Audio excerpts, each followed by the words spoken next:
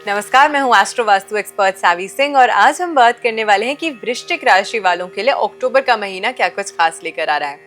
अगर आपकी राशि स्कॉर्पियो है तो ऐसे में आप सबसे ज्यादा इन्फ्लुएंस होते हैं अपने जीवन में मंगल की ऊर्जा से, यानी कि प्लैनेट मार्स से, जो कि आपकी ही राशि के स्वामी ग्रह माने गए हैं। मंगल की ऊर्जा की और अन्य सभी प्लैनेट्स के गोचर की तो हम बात करेंगे ही, लेकिन अक्टूबर का महीना और महीनों से ज्यादा खास है।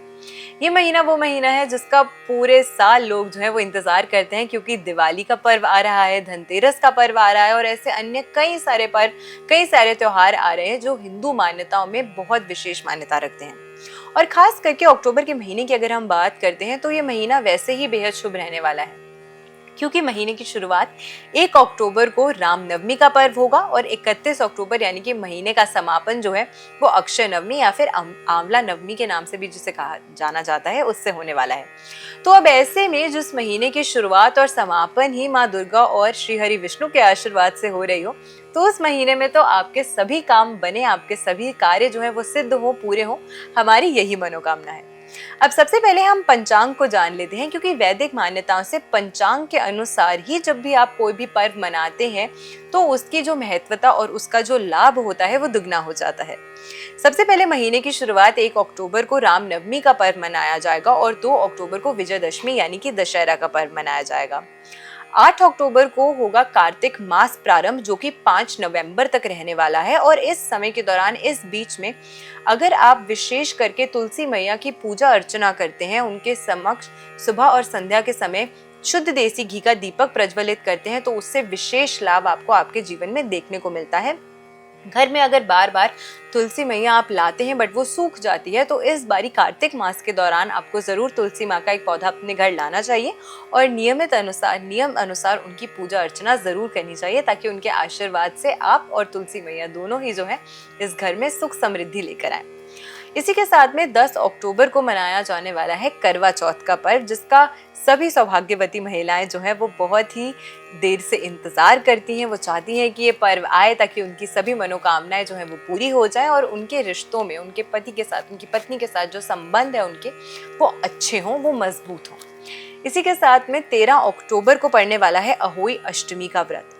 18 अक्टूबर को मनाया जाएगा धनतेरस और 19 अक्टूबर को मनाया जाने वाला है हनुमान जयंती का महापर्व। और फिर बारी आ जाएगी 21 अक्टूबर की, जो कि है दीपावली का महापर्व। और दीपावली, धनतेरस, ये सभी पर्व जो हैं वो खास मान्यता आपके लिए जरूर रखते हैं, मुझे पता है, क्योंकि इस समय के दौरान कुछ छोटे छोटे उपाय करके, कुछ छोटी रेमेडीज करके आप माँ लक्ष्मी को प्रसन्न कर सकते हैं, जिससे आपके व्यवसाय में, आपके बिजनेस में, आपके घर में, आपकी नौकरी में हर तरीके से आपको वृद्धि की प्राप्ति हो, आपके स्वास्थ्य में आपको आरोग्य की प्राप्ति हो और आपके जितने भी कार्य हैं वो हमेशा सिद्ध हो, उनके सभी के कार्य जो है, सभी काम जो है आपके, वो बन जाए। इसी के साथ में अन्नकूट जो है वो 22 अक्टूबर को होगा। 23 अक्टूबर को पड़ने वाला है भाई दूज का महापर्व और 31 अक्टूबर को पड़ने वाला है आंवला नवमी यानी कि अक्षय नवमी का महापर्व। और अक्षय नवमी के दिन, आंवला नवमी के दिन, अगर आप श्री हरि विष्णु को आंवला का भोग अर्पित करके खुद स्वयं प्रसाद रूप में उसे ग्रहण करते हैं, तो आपकी जितनी भी मनोकामना है, आपकी समस्त मनोकामनाओं की पूर्ति होती है।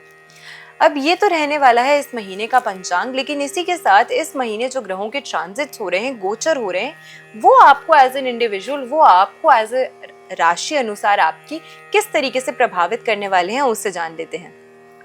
वृश्चिक राशि की जब हम बात करते हैं तो आपकी राशि के स्वामी ग्रह हैं मंगल, और मंगल जो है इस समय के दौरान त्रिग्रही योग बनाने वाले हैं बुध और नीच के सूर्य के साथ, वो भी तुला राशि में, जो कि आपकी राशि से 12वें भाव की राशि है।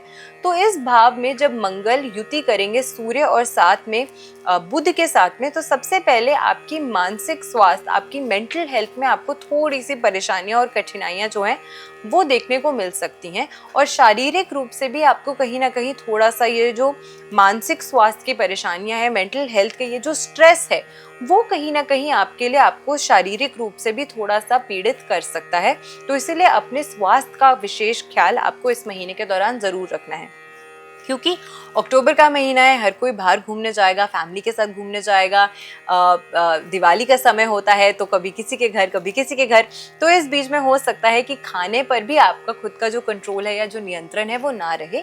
तो इसी वजह से अपने स्वास्थ्य का और अपने खान पीन का भी विशेष ख्याल जो है वो आपको अक्टूबर के महीने में ज़रूर रखने का प्रयास करना चाहिए।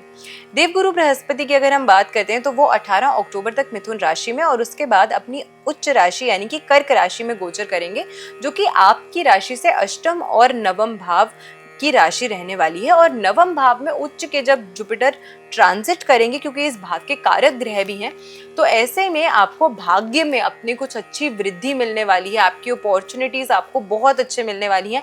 आपके कार्य सफल होते हुए आपको नजर आएंगे। ट्रैवल अगर करना चाहते हैं तो कहीं ना कहीं ट्रैवल करने के अवसर आपको प्राप्त हो सकते हैं, और खास करके पिलग्रिमेज यानी कि हो सकता है कि किसी धार्मिक स्थान पर आपके जो ट्रैवल है, जो आयागमन है, वो ज्यादा हो सकता है। कहीं ना कहीं काफी सारे लोगों के लिए इस समय वो देखेंगे कि धार्मिक कार्यों के प्रति उनका जो रुझान है वो भी बढ़ता हुआ उन्हें नजर आएगा। शुक्र ग्रह की अगर हम बात करें तो 9 अक्टूबर तक सिंह राशि में और फिर कन्या राशि में गोचर करेंगे, जो आपकी राशि से दशम और एकादश भाव की राशि है। और शुक्र का दशम और एकादश भाव की राशियों में गोचर करना या ट्रांजिट करना आपको कुछ अच्छे लाभ, अच्छे फायदे जो है वो प्रदान कर सकता है। आपकी सुख संपत्ति में, आपकी सुख सुविधाओं में कुछ वृद्धि ला सकता है। प्रॉपर्टी परचेज करना, नई गाड़ी खरीदना, अपने बिजनेस में कुछ नया कार्य करना, कुछ न्यू आइडियाज आना, अपने बिजनेस को और ज्यादा एम्पलीफाई करना, बेटर करना, उस तरीके के कुछ नए अवसर जो हैं वो आपको इस समय के दौरान जरूर प्राप्त होते हुए नजर आएंगे। शनि ग्रह रेट्रो मूवमेंट कर रहे हैं, वक्रीय चाल चल रहे हैं पंचम भाव में। इसीलिए इस समय के दौरान जो आपको नए आइडियाज आ रहे हैं या जो भी आप नई चीजें करने का सोच रहे हैं, तो उसमें आपको जिन लोगों का साथ मिल रहा है उनको जरा अच्छे से परख जरूर लीजिएगा। जरूर प्रयास कीजिएगा कि आपको पता हो कि क्या ये व्यक्ति जो आपके साथ जुड़ रहे हैं, जो दोस्ती कर रहे हैं, वो वाकई में आपका फायदा चाहते हैं या सिर्फ अपने ही फायदे के लिए आपके साथ जुड़े हैं। तो इस चीज का भी आपको खास ख्याल रखने का प्रयास करना होगा।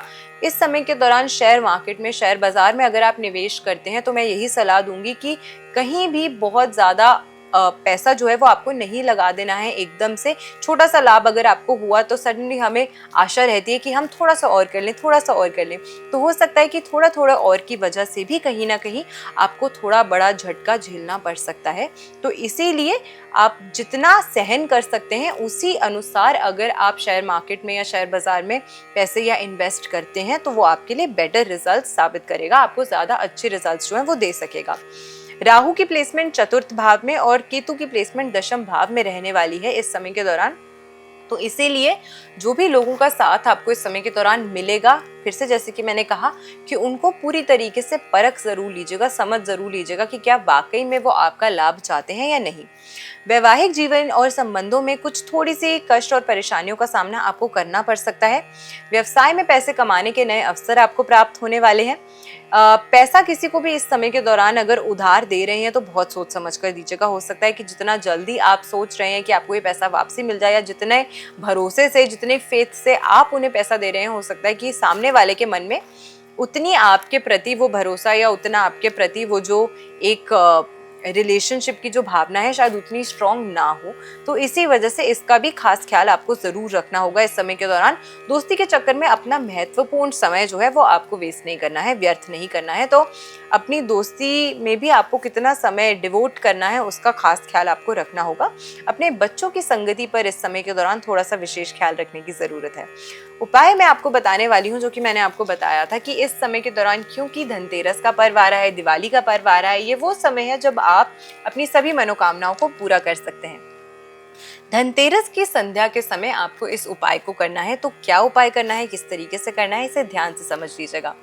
आपको एक लाल कपड़ा लेना है और उसमें कुछ सफेद तिल जो है वो डालने हैं, और उसके बाद 3 बीज कमल गट्टे के आपको इसमें डालने हैं, और किसी भी संख्या का नोट जो है आप इसमें डाल सकते हैं। इन सभी चीजों को एक साथ रख के आपको इस लाल पोटली को बांध लेना है।